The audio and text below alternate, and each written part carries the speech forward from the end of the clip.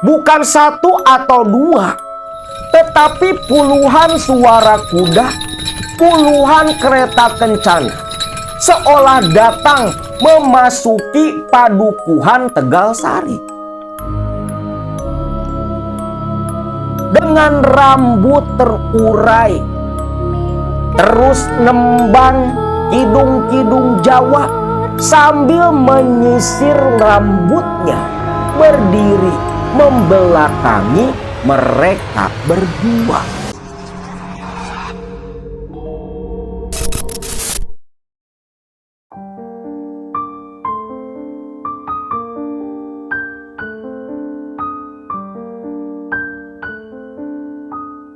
Assalamualaikum warahmatullahi wabarakatuh.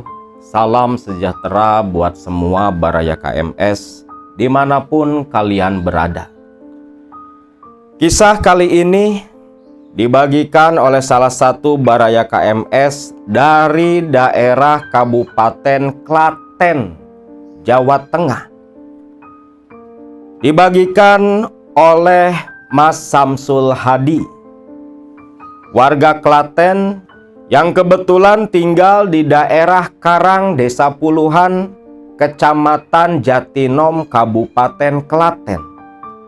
Kisah tentang danyang di sebuah desa atau padukuhan yang menjadi kampung padukuhan kelahiran dari Mas Samsul, yang saat ini bernama Padukuhan Tegal Sari di daerah Kelurahan Kunden, Kecamatan Karanganom, Kabupaten Klaten, di mana di Dukuh Tegal Sari dulu di tahun 1980-an terjadi suatu peristiwa tragedi yang mengguncang dunia padalangan wayang kulit di Pulau Jawa.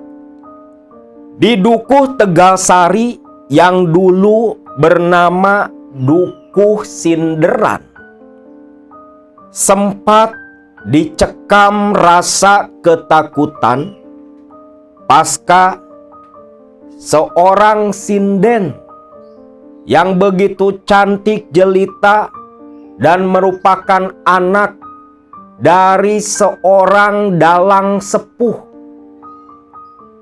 Dalang yang bisa dibilang merupakan dalang sesepuh di dunia wayang kulit, yang merupakan guru dari para dalang-dalang terkenal seperti Ki Anom Suroto, Ki Mantep Sudarsono, ataupun Dalang Seno.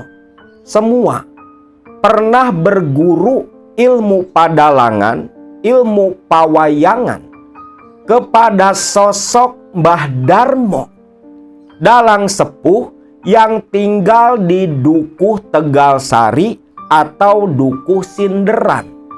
Dukuh Tegal Sari yang dicerita ini Akang sebut dengan nama Dukuh Sinderan karena memang dukuh ini nama aslinya dulu bernama Dukuh Sinderan sampai akhirnya berganti menjadi nama Dukuh Tegal Sari. Dikarenakan pergantian nama dari Sinderan ke Padukuhan Tegal Sari itu erat kaitannya dengan cerita tragedi yang akan Akang bagikan kepada kalian semua. Mungkin buat sebagian Baraya yang lebih menyukai cerita tentang pesugihan, kisah ini belum tentu menarik. Tapi bagi Akang pribadi, kisah yang dibagikan oleh Mas Samsul Hadi ini adalah kisah yang betul-betul luar biasa, penuh dengan jejak sejarah, khususnya di dunia seni padalangan. Terlebih lagi bagi Akang pribadi, memakan waktu cukup lama hanya untuk mengolah cerita ini agar betul-betul tak menyimpang dari alur kisah nyata yang terjadi di Klaten sana. Di tahun 80-an, Dukuh Sinderan, padukuhan ini dihuni begitu banyak kepala keluarga. Semua hidup dalam kondisi yang cukup sejahtera. Di padukuhan ini pula dulunya di masa lalu merupakan tempat perumahan bagi orang-orang Belanda. Bahkan sisa-sisa bangunan dan sejenisnya itu masih ada hingga saat ini. Disebut Dukuh Sinderan dikarenakan memang di situ merupakan perumahan-perumahan orang-orang Belanda di masa lalu. Bahkan tempat di mana mereka menyimpan para selir-selir dari warga pribumi. Bahkan di Sinderan pula disimpan benda-benda pusaka yang dulu dimiliki hasil merampas dari pribumi oleh para penjajah Belanda di masa lalu. Di Dukuh Sinderan tinggal seorang sesepuh yang bernama Mbah Darmo dengan pasangannya yang dikenal dengan sebutan Mbah Solo. Dikarenakan istri dari Mbah Darmo ini masih ada kaitan keluarga dengan Keraton Surakarta. Kedua tokoh Mbah Solo dan Mbah Darmo adalah salah satu sesepuh yang begitu sangat dihormati di padukuhan Sinderan. Mbah Darmo yang seorang dalang wayang kulit begitu terkenal pada masanya, menjadi rujukan, menjadi guru dari para dalang-dalang, yang dimana dari Mbah Darmo inilah lahir murid-muridnya yang menjadi dalang-dalang kondang di Pulau Jawa, bahkan di Nusantara, sampai terkenal pula ke mancanegara. Namun, ada sebuah misteri yang hanya diketahui oleh orang-orang yang tinggal di Dukuh Sinderan atau Dukuh Tegalsari.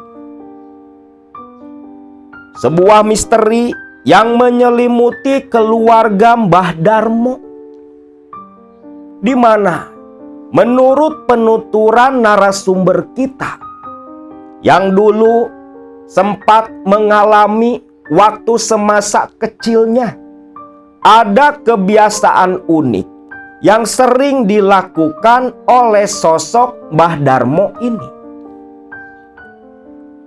Menurut cerita dari narasumber, Mbah Darmo setiap malam Jumat Pahing 1 bulan sekali, beliau sering mengadakan pagelaran wayang kulit di kediamannya.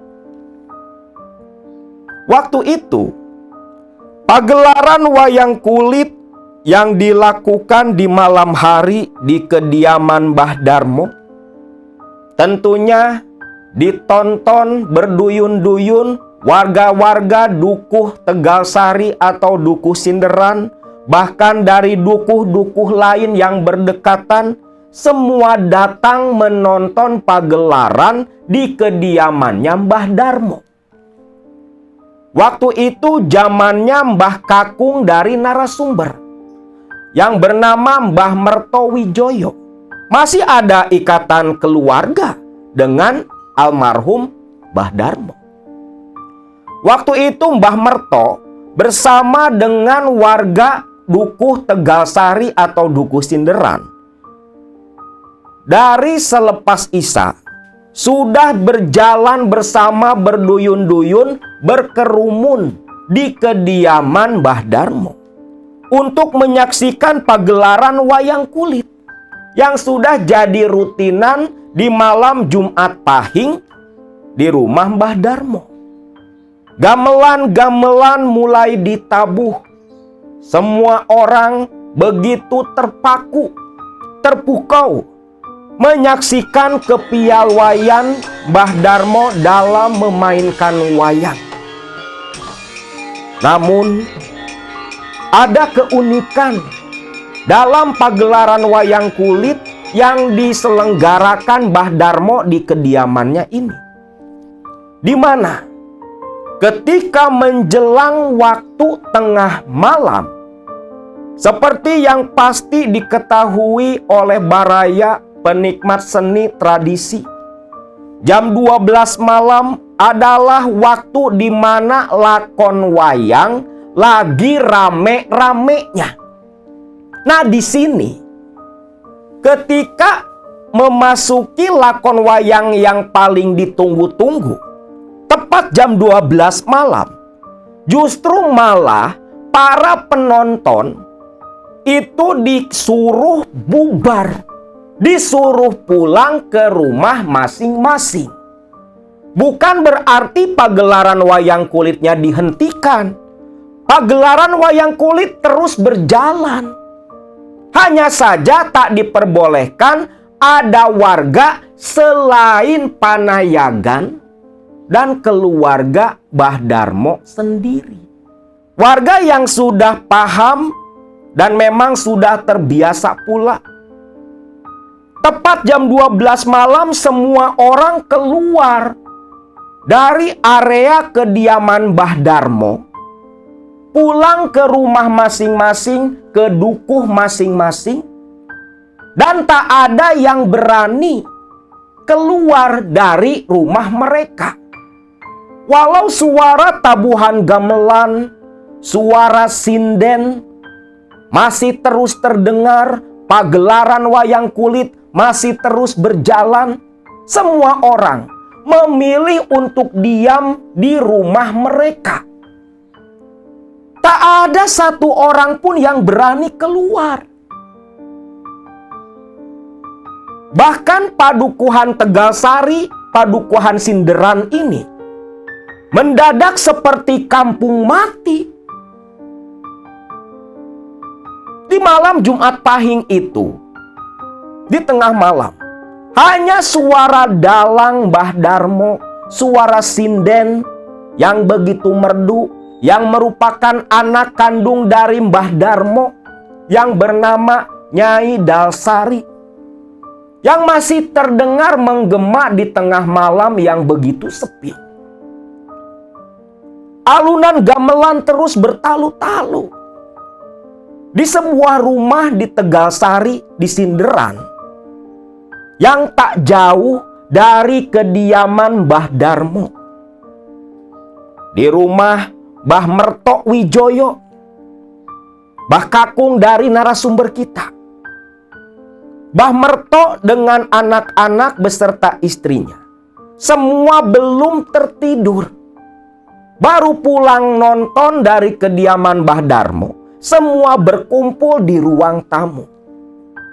Lampu-lampu penerangan semua dimatikan. Gelap total di dalam rumah. Terlihat dan terasa sekali di kediaman Mbah Merto, suasana terasa begitu tegang. Bahkan hampir semua rumah di Sinderan merasakan hal serupa. Walau sudah jadi rutinitas selama bertahun-tahun, tapi tetap saja ketika masuk malam Jumat Pahing, tengah malam, suasana tegang, seram, menakutkan selalu menimpa dukuh Tegalsari ini. Waktu itu Mbah Merto beserta istri dan anak-anaknya yang masih duduk berkumpul di ruang tamu. Bicara pun berbisik-bisik. Tak ada yang berani berbicara dengan nada tinggi. Bahkan lebih seperti suara lirih. Seperti suara yang terbawa angin ketika berbicara dengan anggota keluarga. Tak berselang lama, di tengah keheningan, tiba-tiba terdengar suara kuda berlari, meringkik, begitu menggema di tengah malam di Tegalsari, yang diikuti pula oleh suara kelintingan delman kereta kencana, bukan satu atau dua, tetapi puluhan suara kuda, puluhan kereta kencana, seolah datang memasuki padukuhan Tegalsari. Suara itu begitu jelas terdengar oleh semua orang. Di rumah Mbah Merto, salah satu anaknya bertanya, "Pak, itu tamu dari mana, Pak?" "Shh, jangan kencang-kencang. Itu tamu-tamunya Mbah Darmo," ucap Mbah Merto nih. Jadi ternyata suara kuda yang masuk ke padukuhan, yang diikuti puluhan suara kelintingan kereta kencana, suara delman yang masuk dan berhenti parkir di Duku Tegalsari atau Duku Sinderan, itu adalah tamu-tamunya Mbah Darmo. Tapi yang membedakan, tamu-tamu yang menaiki kuda dan kereta kencana ini bukanlah manusia, tetapi tamu-tamu dari dimensi yang berbeda, datang ke rumah Mbah Darmo untuk menyaksikan pagelaran wayang kulit. Jadi, di malam Jumat Pahing, pagelaran wayang kulit Mbah Darmo dihadiri oleh dua makhluk yang berbeda. Sampai jam 12 malam, manusia, warga Tegalsari yang menonton. Tetapi dari jam 12 malam hingga berakhirnya pagelaran wayang, yang datang menonton adalah warga, rakyat, tamu-tamu dari dimensi yang lain yang tak kasat mata. Dua alam menyatu dalam satu waktu, dalam satu tempat di rumah Mbah Darmo di Sinderan. Anak Mbah Merto yang masih begitu penasaran, walau Mbah Merto sudah bilang itu tamu-tamunya Mbah Darmo. Ketika terdengar suara kuda berlari dan kereta kencana melewati halaman rumahnya, dia berdiri berjalan pelan, walau sudah dilarang oleh Mbah Merto sendiri. Tetapi karena rasa penasaran yang begitu kuat, dia mendekat ke arah jendela rumah. Dia singkapkan gordeng penutup, melongok keluar, dan saat itulah terlihat melintas begitu cepat kuda yang menarik kereta dengan penumpang mengenakan pakaian adat Jawa di masa lalu seperti pada masa-masa kerajaan. Namun menghilang begitu cepat pula. Pucat Pasi anak Mbah Merto langsung kembali duduk di samping bapaknya. Sudah bapak bilang, jangan berani-berani melihat. Itu tamu-tamunya Mbah Darmo, para danyang yang berbeda alam dengan kita, ucap Mbah Merto ini.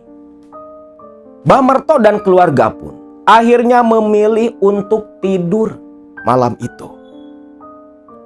Walau ketika mau memejamkan mata, rasa kantuk tak kunjung tiba.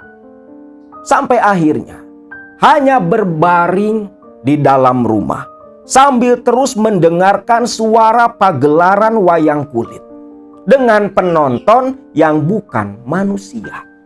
Hal serupa pun dirasakan pula semua warga di sana. Waktu terus berlalu. Hal seperti itu sudah jadi rutinitas buat warga Dukuh Tegalsari. Sampai di tahun 80-an itu terjadi sebuah peristiwa yang akan merubah sejarah dan menjadi urban legend di Tegalsari. Satu saat di hari Sabtu Legi, pasca malam Jumat Pahing, Mbah Darmo melakukan pagelaran wayang kulit rutinan di kediamannya. Seperti yang sudah Akang bilang di awal, Mbah Darmo ini punya seorang anak gadis berusia sekitar 24 tahun. Cantiknya luar biasa, sangat-sangat cantik. Bernama Nyimas Dalsari. Nyimas Dalsari ini menjadi sinden dari bapaknya sendiri. Dia menembangkan lagu-lagu Jawa, kidung-kidung di pagelaran wayang sang bapak, menari dan sejenisnya. Nyimas Dalsari ini bisa dibilang kembang desa di Dukuh Tegalsari. Bahkan kecantikannya sudah cukup terkenal di daerah Klaten sana. Jadi sinden favorit di pagelaran-pagelaran wayang kulit. Suaranya begitu merdu. Satu ketika di hari Sabtu Legi nih, sekitar jam 5 pagi, jam 5 subuh, Mbah Merto, dia sudah berada di halaman rumah, menghirup udara pagi sambil melenturkan badan-badan yang terasa begitu kaku. Namun, di tengah Mbah Merto yang sedang menikmati suasana subuh pada waktu itu, tiba-tiba pandangan Mbah Merto tertuju kepada sosok perempuan yang berjalan sambil menari-nari menuju ke arah halaman depan rumah Mbah Merto. Loh, sopo? Pikir Mbah Merto. Begitu sosok yang sedang berjalan sambil menari ini mendekat ke arah halaman rumah Mbah Merto, terkejutlah Mbah Merto karena sosok itu tak lain adalah Nyimas Dalsari, anak dari Mbah Darmo. Nyimas Dalsari, dia terus berjalan sambil menari tiada henti. Dan ketika tepat tiba di depan Mbah Merto pun mendekat, lantas bertanya kepada Nyai Dalsari ini, "Koe arep nangendin, Du? Subuh-subuh kau wis arep no kalen. Wengi bar nyinden, opo orang ngantuk?" tanya Mbah Merto. Yang artinya, dia bertanya, mau kemana? Subuh-subuh sudah berjalan sambil menari. "Apa tak ngantuk semalam habis nyinden?" tanya Mbah Merto. Namun, Nyimas Dalsari yang terus berjalan sambil menari ini hanya menoleh dan tersenyum dengan tatapan mata yang begitu kosong, membuat Mbah Merto langsung terdiam kebingungan.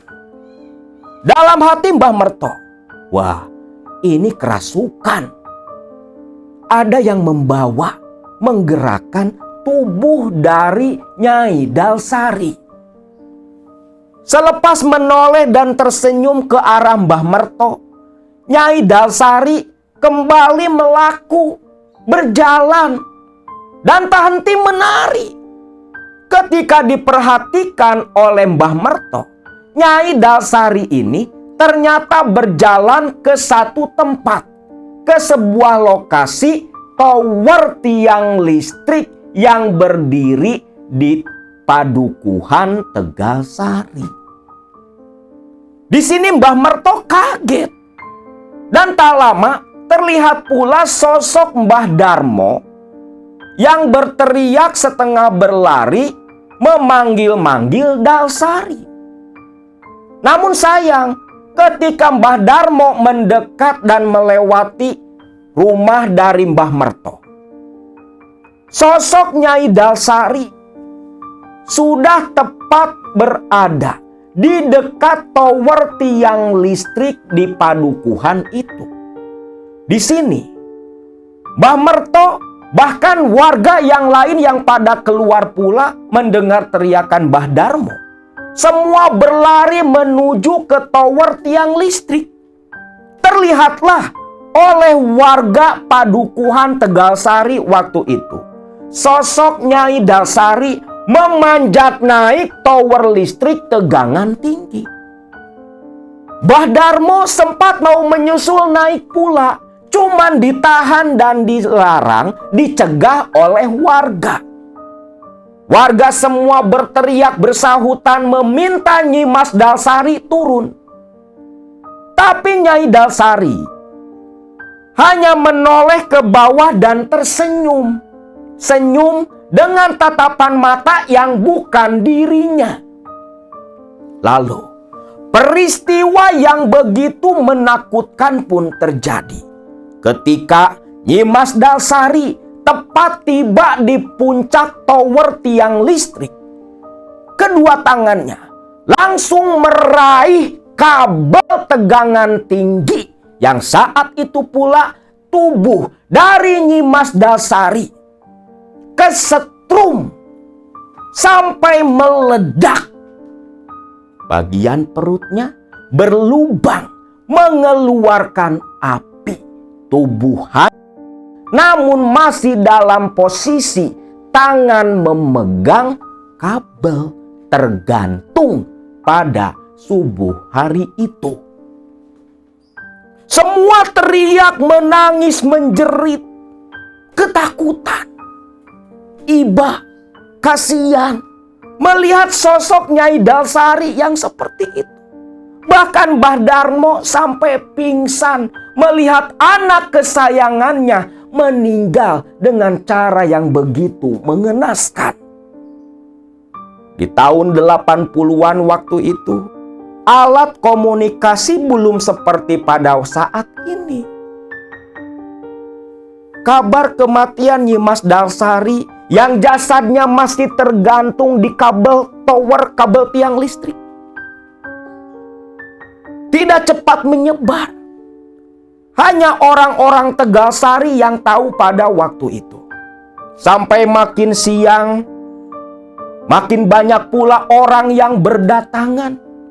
Jasad Nyi Mas Dalsari yang hancur gosong, yang tergantung di tiang listrik, jadi tontonan banyak orang. Sedangkan petugas PLN, lokasinya begitu jauh dari Tegalsari. Jenazah dari Nyi Mas Dalsari yang tergantung di atas tower tak bisa langsung dievakuasi karena harus dimatikan dulu arus listriknya dari gardu pusat. Sampai akhirnya, menurut cerita dari narasumber kita, Mas Samsul Hadi, menjelang jam 6 maghrib barulah jenazah Nyi Mas Dalsari bisa dievakuasi, bisa diturunkan. Dan di sini sebuah peristiwa yang begitu mencengangkan,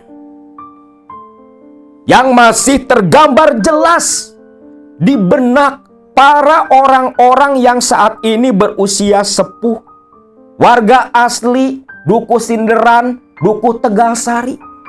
Ketika jenazah dari Nyi Mas Dalsari diturunkan oleh para petugas, ketika tiba di bawah, terlihat jelas rambut hangus, perut bolong berlubang, masih ada percikan api, bau daging gosong tercium begitu menyengat. Namun, di antara kondisi jenazah yang begitu menakutkan, memprihatinkan seperti itu, semua orang terdiam karena samar lirih masih mendengar suara tembang Jawa dari bibir jenajah Nyi Mas Dalsari. Karena ketika berjalan jam 5 pagi sambil menari, bibir dari Nyi Mas Dalsari tak berhenti menembangkan kidung-kidung Jawa. Pupuh-pupuh yang biasa beliau tembangkan saat menjadi sinden di acara pagelaran wayang kulit. Singkat cerita, jenazah dievakuasi dan langsung dikebumikan. Diurus layaknya jenazah pada umumnya. Tak ada halangan sama sekali, semua berjalan begitu lancar. Namun, disinilah satu hal yang tak disangka-sangka oleh warga. Pasca meninggalnya Nyi Mas Dalsari, memang di malam pertama dan malam kedua tak terjadi peristiwa apapun. Namun ketika masuk malam ketiga, saat itulah setiap malam hari warga desa, warga Padukuhan Tegalsari dicekam rasa ketakutan. Jadi kampung mati di malam hari. Karena ketika menjelang malam, sosok almarhumah Nyi Mas Dalsari berkeliaran di Dukuh Tegalsari. Memang dari semenjak malam pertama kematian Nyi Mas Dalsari, ketika menjelang maghrib memasuki waktu malam, suasana di Padukuhan Tegalsari, hawa memang berubah, terasa begitu mencekam. Orang-orang enggan untuk aktivitas di malam hari. Selepas maghrib, semua mengunci diri di dalam rumah masing-masing. Awalnya memang malam pertama, malam kedua tak terjadi peristiwa apapun. Malam Minggu, malam Senin berjalan begitu hening. Namun siapa sangka, tepat di malam ketiga kematian Nyi Mas Dalsari, di malam Selasa, waktu itu di sebuah rumah warga, di malam hari, rumah Mas Kasiman. Saat itu Mas Kasiman dengan anak dan istrinya yang masih terjaga. Mereka awalnya berniat mau masuk kamar tertidur lelap. Namun baru saja Kasiman dan sang istri merebahkan tubuh di atas pembaringan, tiba-tiba di atap rumah terdengar suara burung serak Jawa, sejenis burung hantu yang aktivitasnya di malam hari. Suara burung serak Jawa yang terus bersuara di atap rumah Kasiman menambah suasana malam itu terasa semakin menakutkan. Yang tak lama, di tengah suara burung serak Jawa yang terus bersuara tiada henti, Kasiman dan istrinya yang langsung terbangun duduk diam dalam keheningan, hanya terus mendengar suara serak Jawa di atap rumah. Tiba-tiba terdengar perlahan suara langkah kaki orang berjalan di atap rumah Kasiman, di wuwungan di atas genting. Suara langkah kaki lembut, setiap langkah yang menginjak genteng terdengar begitu jelas di telinga Kasiman dan istrinya. Yang tak lama, suara langkah kaki itu diiringi oleh suara perempuan nembang lagu-lagu Jawa, nembang kidung Jawa. Suaranya lirih, menembus relung batin dan jiwa, menggoncangkan jiwa dari Kasiman dan istrinya. Kasiman dan istri lantas gemetar berpelukan ketika suara kidung Jawa mengalun di telinga. Suara itu begitu Kasiman kenali, suara dari sosok Nyi Mas Dalsari. Pak, itu suara Nyai Dalsari, Pak. Iya, Bu. Itu suara Nyi Dalsari. Dia ada di atap rumah kita, ucap Kasiman. Wedi aku, Pak. Takut, Pak. Aku takut, Pak, ucap sang istri yang memeluk erat tubuh Kasiman. Kasiman pun sama takutnya. Sekujur badan mereka berdua gemetar. Untung anak Kasiman sudah tertidur hingga tak ikut merasakan ketakutan di malam itu. Sepanjang itu pula suara Nyi Mas Dalsari yang melantunkan kidung Jawa, nembang tak berhenti, terus mengalun di sekitar rumah Kasiman. Suara serak Jawa pun tak berhenti pula. Suara burung itu seolah menjadi musik pengiring alunan kidung dari sosok Nyi Mas Dalsari. Di sini, walau hati dan jiwa bergetar ketakutan, namun ada rasa penasaran dari sosok Kasiman dan istrinya. Bu, kita lihat keluar, Bu. Kita cek, itu betulan Nyi Mas Dalsari atau cuma bangsa lelembutan? Tapi Pak, ibu takut, Pak. Bapak juga takut, Bu. Tapi ingat, kalau itu memang Nyi Mas Dalsari, kita nggak akan kenapa-napa. Nyi Mas Dalsari itu orangnya begitu baik, begitu ramah. Beliau tak akan menyakiti kita, ucap Kasiman. Istrinya pun mengangguk paham, karena memang semasa hidupnya, selain terkenal akan kecantikannya, akan kemerduan suaranya, Nyi Mas Dalsari pun memiliki akhlak yang begitu baik. Tutur katanya lembut seperti putri-putri keraton. Dididik etiket yang ketat oleh sang ibu yang memang masih ada ikatan dengan bangsawan Keraton Solo, Keraton Surakarta. Walau takut, Kasiman dan istrinya yakin Nyi Mas Dalsari tak akan menyakiti mereka. Lalu Kasiman dan istrinya berdiri, berjalan melangkah pelan. Suara kidung Nyi Mas Dalsari masih terdengar mengalun. Lalu mereka berdua berjalan keluar dari kamar, menuju ke arah pintu depan. Dengan langkah dan gerakan tubuh yang begitu perlahan, Kasiman yang terus dipegangi tangan kirinya oleh sang istri langsung membuka tulak pengunci pintu rumah.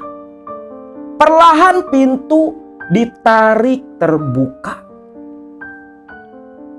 Begitu melangkahkan kaki keluar, aroma yang begitu wangi menyeruak tercium di hidung Kasiman dan istrinya. Bulu kuduk meremang seketika.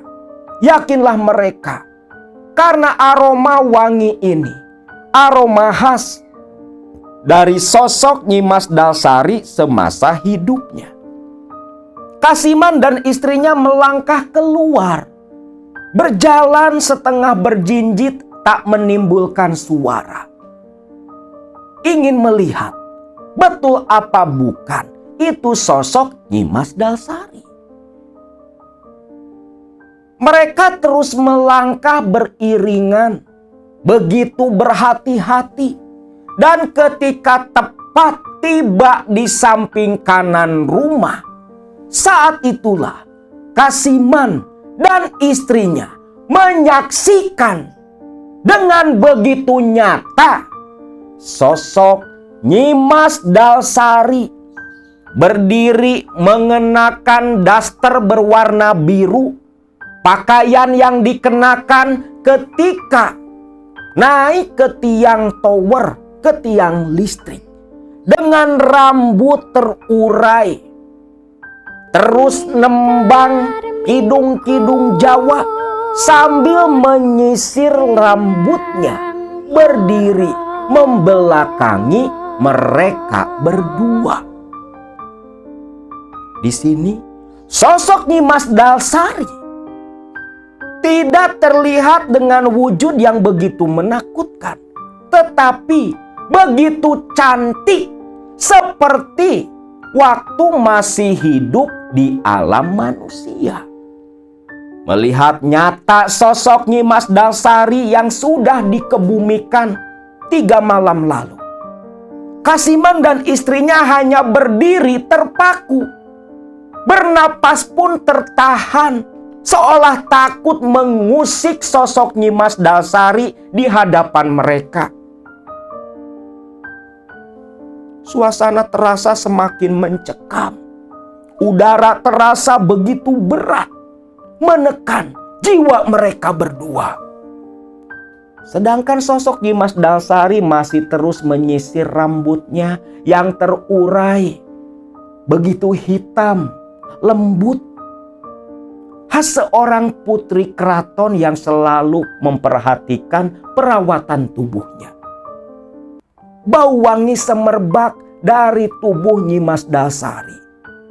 Perlahan Nyi Mas Dalsari masih dalam kondisi menyisir rambut dan terus menembangkan kidung Jawa, berbalik menoleh ke arah Kasiman dan istri. Saat itulah Kasiman dan istrinya terpukau oleh kecantikan Nyi Mas Dalsari. Bentuk wajah yang bulat, matanya bundar, bening, tersenyum sambil melantunkan kidung ke arah mereka berdua, lantas berjalan seperti tak mempedulikan kehadiran Kasiman dan istrinya, berjalan menjauh terus menuju ke lokasi pusat pemukiman di Dukuh Tegalsari. Pak, aku ndak mimpi kan, Pak? Itu Nyi Mas Dalsari, Pak. Iya, Bu. Ini bukan mimpi, Bu. Ini nyata. Itu Nyi Mas Dalsari, Bu. Selepas sosok Nyi Mas Dalsari tak terlihat oleh mata mereka, menghilang dalam kegelapan malam, hanya menyisakan suara lilih lantunan kidung Jawa, barulah Kasiman dan istrinya bisa bergerak menguasai tubuh mereka, lantas buru-buru berlari masuk ke dalam rumah, mengunci pintu. Barulah tersadar mereka baru saja bertemu dengan sosok arwah dari Nyi Mas Dalsari yang 3 hari lalu mati. Esok paginya gegerlah warga Padukuhan Tegalsari yang waktu itu masih bernama Padukuhan Sinderan. Semua geger karena semalaman mereka mendengar suara Nyi Mas Dalsari ngidung Jawa keliling Padukuhan, dan semua orang yang tinggal di Dukuh Sinderan mendengar dengan jelas. Bahkan banyak pula yang mengaku melihat Nyi Mas Dalsari dengan baju daster berwarna biru berjalan pelan tanpa beban melewati rumah-rumah mereka. Mbah Darmo dan istrinya semalaman mendengar dan melihat pula. Dan semenjak kejadian itu, rasa takut semakin menguat di hati dan pikiran warga Dukuh Tegalsari. Karena walaupun sosok Nyi Mas Dalsari tak menunjukkan wujud yang menakutkan, tapi tetap saja ketika sosok arwah dari orang yang sudah meninggal dunia bergentayangan di malam hari, siapa orangnya yang tak takut mendengar dan menyaksikan itu semua? Semenjak kejadian itu, setiap malam warga Dukuh Tegalsari semakin dicekam rasa takut. Tak ada lagi orang yang berani aktivitas sama sekali. Karena mereka semua mengetahui sosok Nyi Mas Dalsari malah gentayangan di Dukuh Tegalsari, tempat tinggal mereka.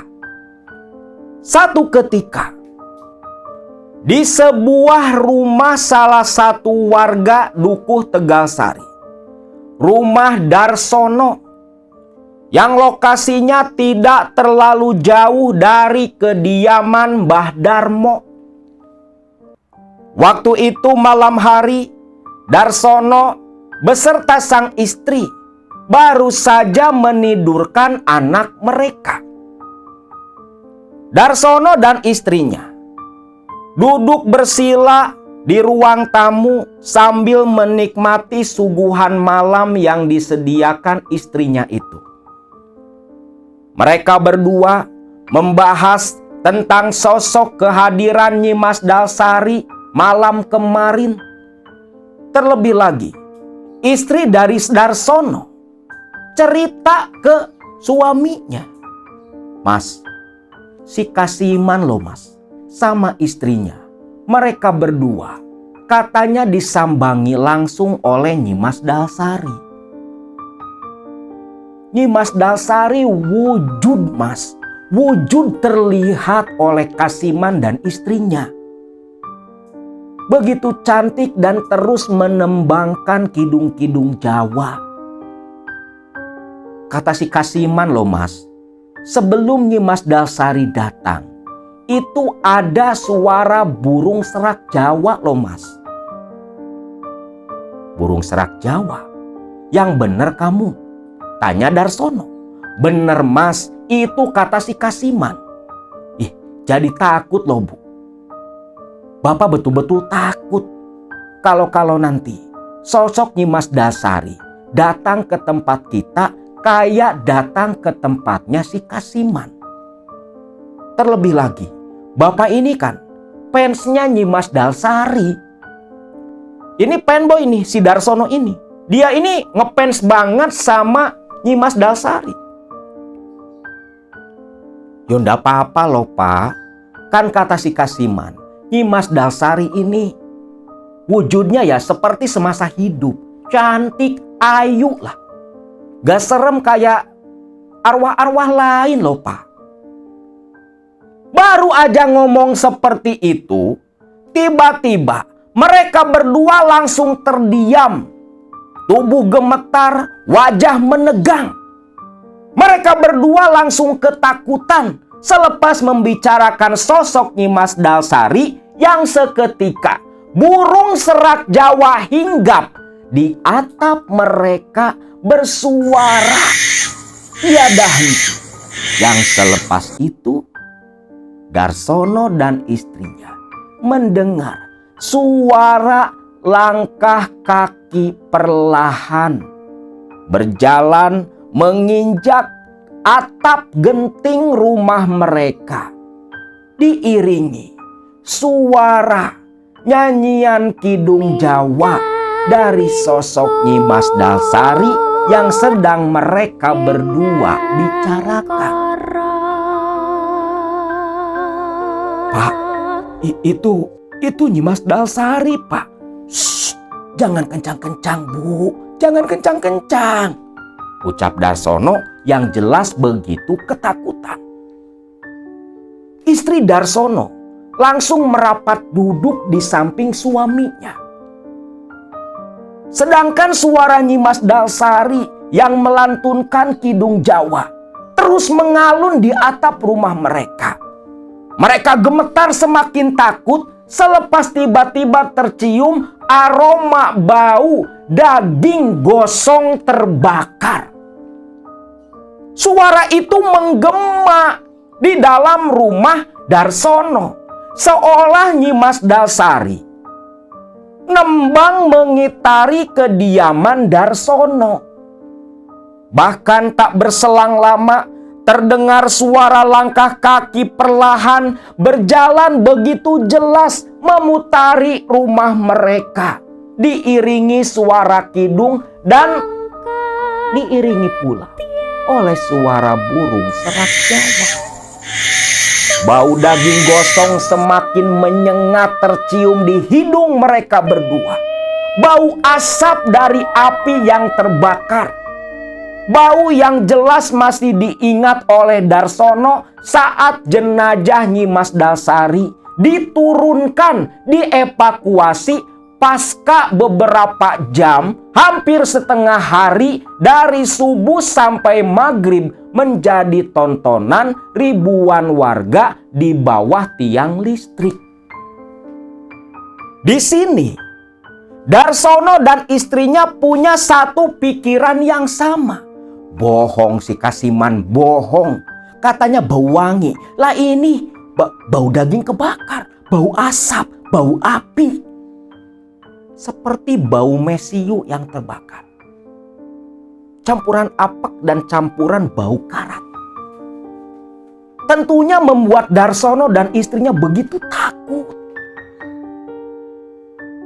Terlebih suara langkah kaki yang perlahan itu terus mengitari rumah mereka.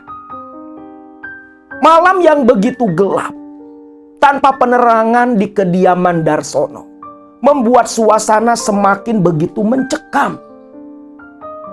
Namun perlahan, Darsono menghibur diri, menguatkan hati. Dia menyuruh istrinya diam di dalam rumah. Bu, kamu duduk diam di sini. Bapak mau ngecek keluar. Bapak takutnya ini bukan sosok Nyimas Dalsari, tapi sosok lelembutan. Sosok setan yang nyiliwuri, memanfaatkan situasi di kampung kita. Aduh Gusti, Pak, yo jangan toh Pak. Nanti bisa celaka Pak. Jangan takutlah Bu, gak ada ceritanya manusia dibunuh sama setan, ucap Darsono yang agak sesumbar. Tapi Pak, sudahlah, kamu duduk saja di sini Bu. Bapak mau keluar, ucap Darsono dengan nada yang begitu lirih. Darsono menarik napas begitu dalam, berusaha menenangkan hati dan gejolak batinnya. Lalu Darsono berjalan pelan menuju ke pintu. Suara Nyimas Dalsari masih terdengar, masih nembang. Pintu perlahan dibuka oleh Darsono. Darsono melangkahkan kaki dengan langkah gagah yang begitu lebar. Sedikit kesombongan muncul dalam hati dan pikirannya Darsono. Begitu tiba di pelataran rumah di depan, langsung turun ke halaman, bertolak pinggang. Darsono memperhatikan, mana hanya ada suara tanpa wujudnya, pikir Darsono. Seolah kesombongan dan sesumbarnya Darsono diketahui oleh sosok Nyimas Dalsari. Di tengah Darsono yang mencari-cari keberadaan Nyimas Dalsari malam itu, tiba-tiba suara tembang Kidung Jawa terdengar di samping rumah Darsono. Lah, di situ toh. Nuk. Kok malah kelayapan? Kok malah gentayangan? Darsono berjalan menuju ke samping rumah. Bau asap dan bau api tercium begitu menyengat.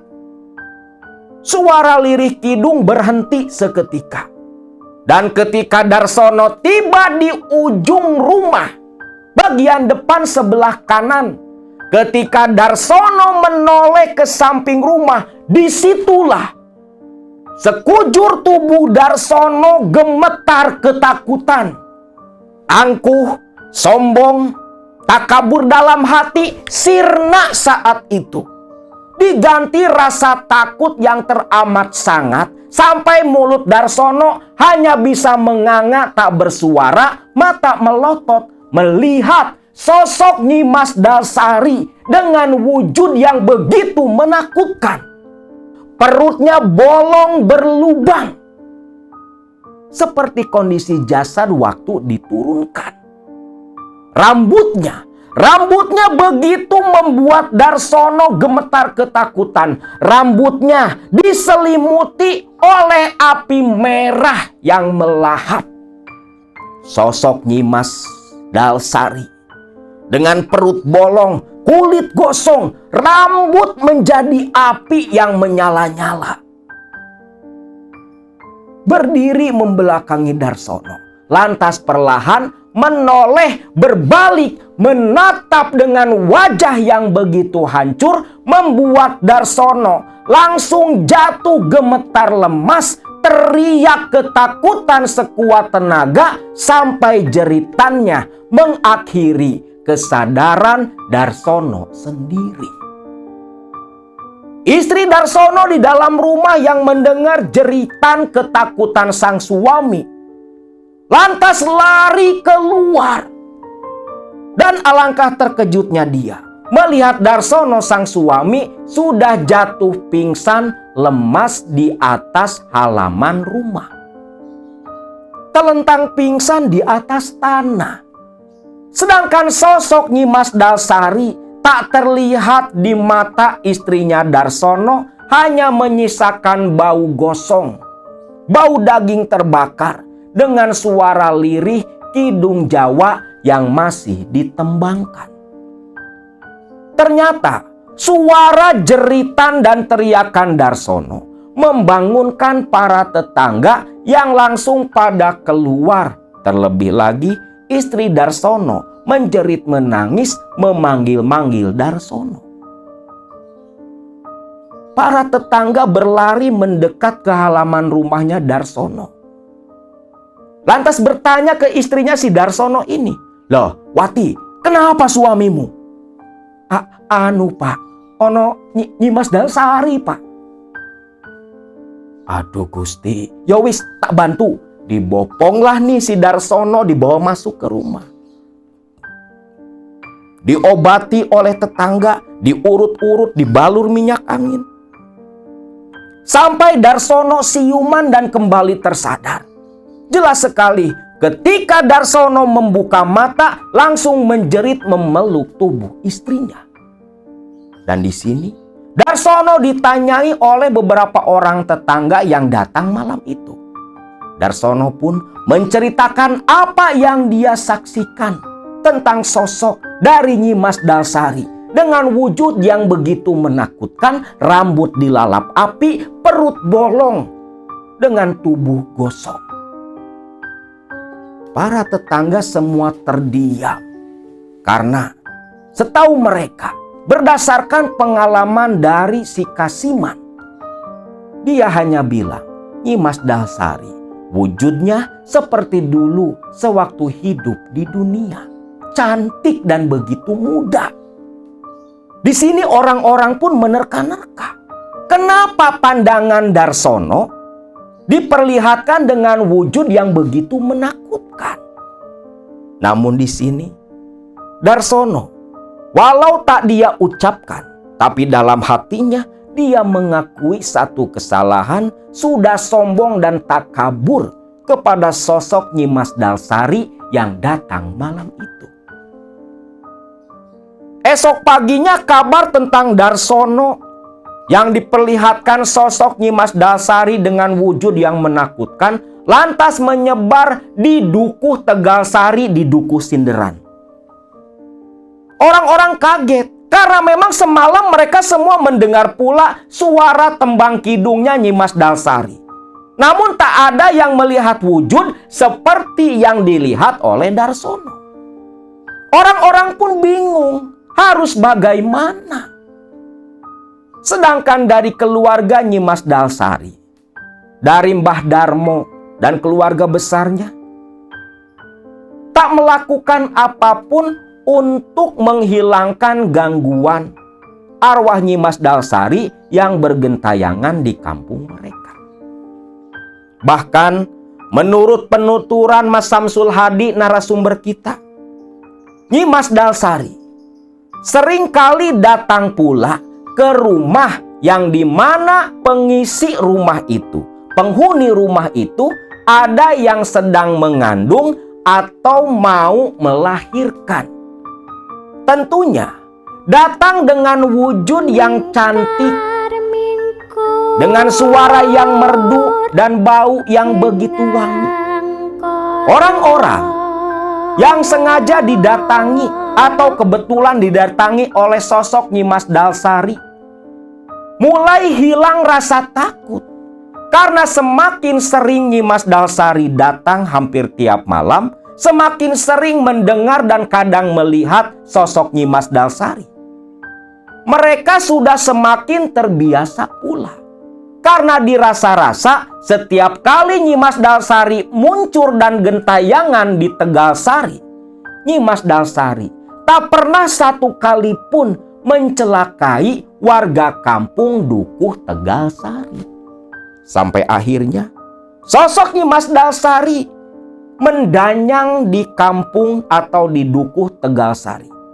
Jadi danyang di Dukuh Tegalsari, selalu hadir di kala malam hari. Bahkan hingga detik ini, hingga saat ini, walau tak seintens seperti dulu, di waktu-waktu tertentu, sosok Nyimas Dalsari terkadang seringkali muncul pula. Diawali dengan munculnya suara burung serak Jawa, suara langkah kaki perlahan, dan suara tembang kidung Jawa yang begitu merdu.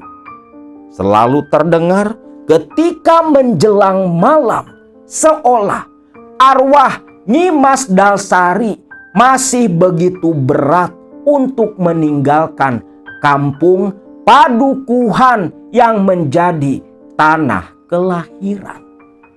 Dan sebagai penutup cerita, Akang minta ridhonya kepada semua baraya yang menonton video ini. Kita sama-sama panjatkan doa untuk ketenangan Nyimas Dalsari. Semoga Allah ampuni semua dosa-dosanya dan Allah tenangkan jiwanya, walau tak mengganggu warga Dukuh Tegalsari. Semoga saja sosok Nyimas Dalsari diberi ketenangan di alam sana.